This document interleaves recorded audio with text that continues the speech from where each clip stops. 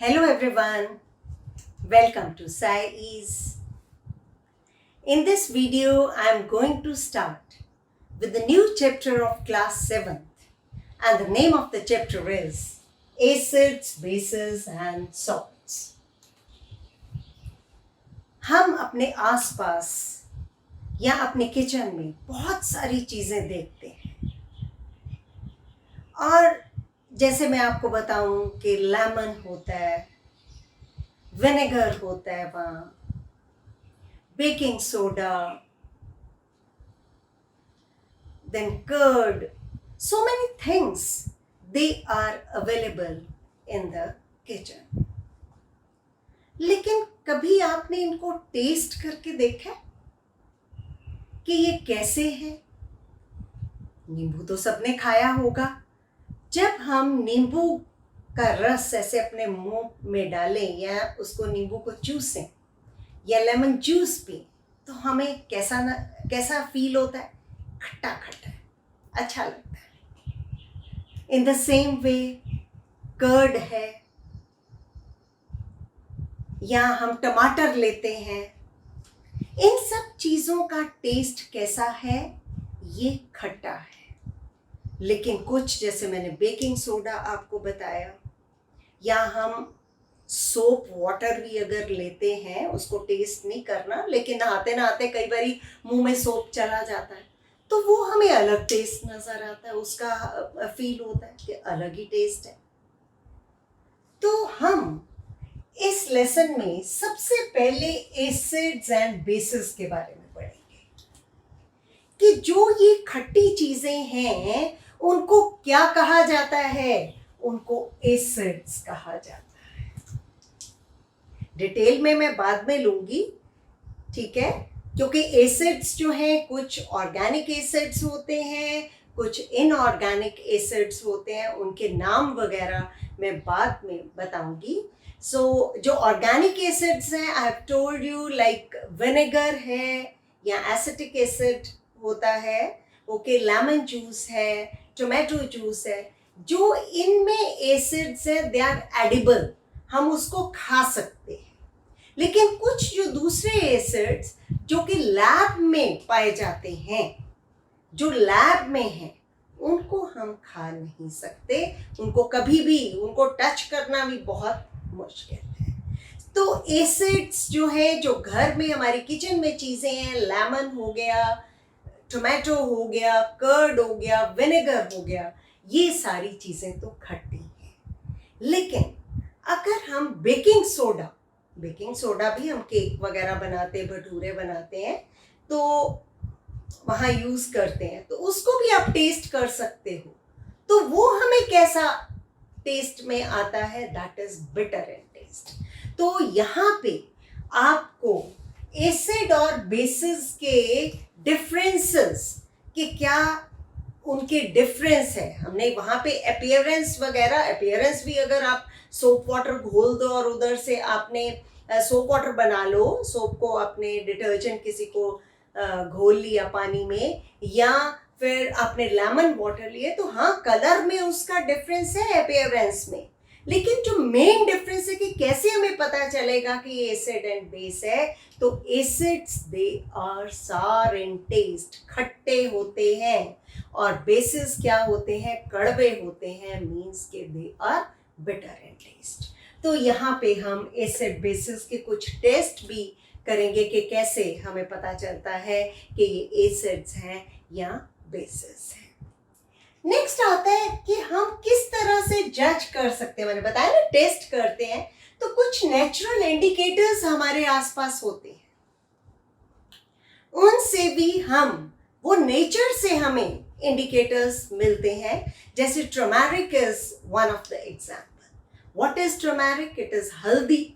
आपने देखा है कि जब हमारे सब्जी गिर जाती है शर्ट पे और हम उसके ऊपर सोप लगाते हैं तो एकदम से रेडिश ब्राउन कलर का हो जाता है। दिस मीन्स कि वो क्या है? वो इंडिकेटर है, हमें ये बताता है कि यहाँ कलर चेंज हो रहा है, ठीक है? तो इस तरह से रेड कैबेज हो गई या चाइना रोज के जो पेटल्स हैं उनको भी हम नेचुरल इंडिकेटर्स यूज कर सकते हैं।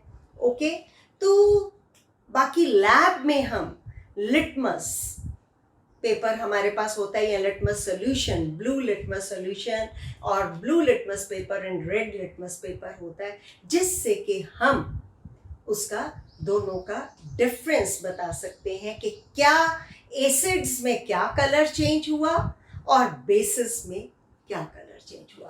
तो ये वाला टॉपिक बहुत ही इम्पोर्टेंट और हमेशा याद रखने वाला है।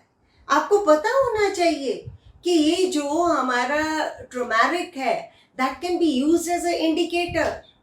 आपको पता होना चाहिए कि ये जो हिबिस्कस के या चाइना रोज के जो पेटल्स हैं वो भी एज इंडिकेटर यूज किए जा सकते हैं, लिटमस इंडिकेटर यूज किया जाता है। और जो लैब में हम इंडिकेटर्स यूज करते हैं और आपकी बुक में उसका नाम है वो है फेनोल्फथलीन। ठीक है, तो फेनोल्फथलीन एक बॉटल में होता है, उसकी कुछ ड्रॉप्स हम डालते हैं और एसिड बेस का जब हमने न्यूट्रलाइजेशन करना होता है। So what is this term neutralization? Means acids को न्यूट्रलाइज किसके साथ कर दिया? बेस के साथ।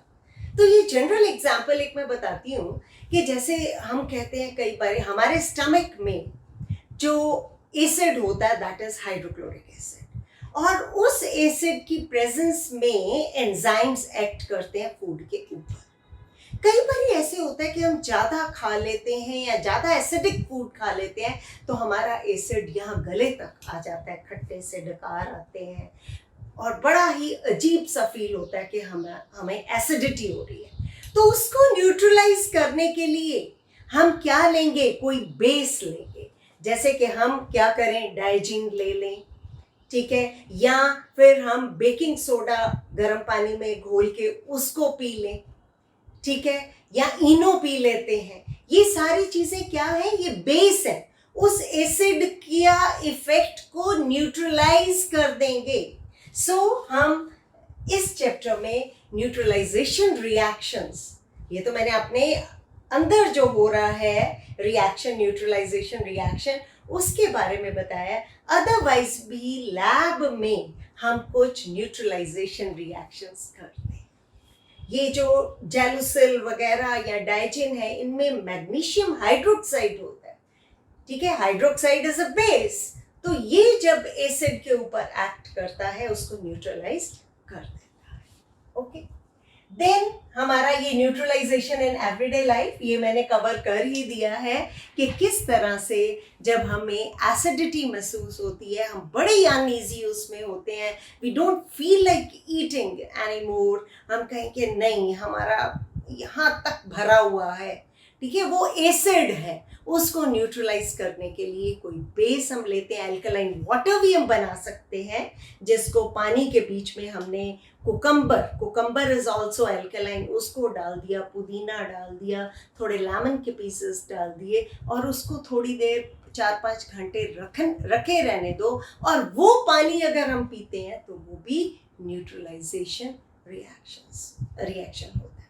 ओके, इसी तरह से जब हमें कोई एंट काट लेती है, एवरीडे लाइफ में बता रही हूँ, एंट काटती है तो वहाँ एकदम से हमें खारिश होनी शुरू हो जाती है। हम कहते हैं वो ब्राउन वाली एंट ने काट लिया, हमें खारिश हो रही है, रेड हो रहा है, उसमें थोड़ा सा जैसे फोड़ा टाइप वो भी आउटग्रोथ भी आ जाती है, तो हम उसके ऊपर फिर बेस लगाते हैं, क्योंकि वो क्या इंजेक्ट कर रहा है, जो चींटी ने क्या इंजेक्ट किया, फॉर्मिक एसिड इंजेक्ट किया, जिसके ऊपर हमने बेस जो है बेकिंग सोडा भी अगर हम उसके ऊपर रगड़ देते हैं तो वो हमारा ठीक हो जाता है।